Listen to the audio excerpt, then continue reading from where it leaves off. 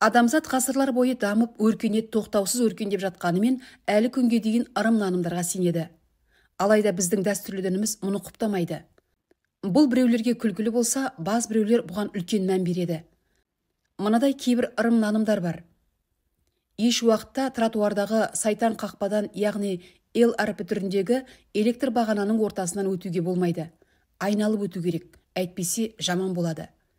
Кейбір жеке үйлердің есігінің жанында немесе төбесінде тұз салынған пластик бөтелкенің ілініп тұрғанын көруге болады. Бұл тіл көзден сақтау үшін қойылған, өйткені ықылым заманнан бері тұз барлық жамандықтан қорғайды деп саналады. Кейбіреулер салынып жатқан үйге немесе жаңадан сатып алынған көлікке қызыл мата байлайды. Тіл көзбен айналадағылардың жаман ойынан қорғау үшін қызыл матаны пайдалану өзге халықтарда да бар екен. Қазақтың кейбір руларында әлі күнге дейін сейсенбі күні, яғни дүйсенбіде түстен кейін және сейсенбіде түске дейін маңызды істі қолға алмайтын, қызықты да қисынға келмейтін наным бар. Бұл уақыт аралығында көп адам ешқандай іс бастамайды, жолға шықпайды. Қазақтарда мынадай дәстүр бар. Бір отбасында екі ұл қатар үйленсе, келіннің бірі күйеу жігіттің үйіне есіктен, екіншісі терезеден кіреді. Батыс Қазақстанда бұл ырым өткен ғасырдан бері дәстүрімізге сіңген деседі. Ырымшыл адамдардың пікірінше, бұл келіндер өзара тату болсын деген ниетпен жасалады екен.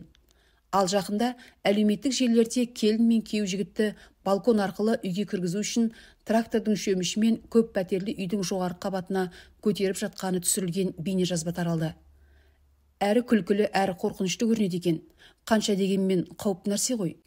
Егер үйден шыққанда бір нәрсе ұмытсаң, үйге қайтып кірме. Ұмыт қалған нәрсеңді үйдегілердің біріне алып шығуын өтін. Егер қайтып кірер болсаң, міндетті түрде айнаға қара. Ымырт түскенде далаға қоқыс шығаруға болмайды. Жақында танысым жұбайының қараңғыда қоқыс шығарма деген өтінішіне мән бермей, қоқыс шелегін алып пәтерден шыға бергенде табалдырыққа ұзыннан жатып алған. Сөйтіп қоқысты ертеңіне шығаруға тура келді. Егер жолыңды қара мысық кесіп өтсе, басқа жолмен жүр, түнде тырнақ алуға болмайды деген сияқты нанымдар жеткілікті. Пәле жала жоламайды деген үмітпен адамдар не ойлап таппайды дейсіз. Лайым солай болғай.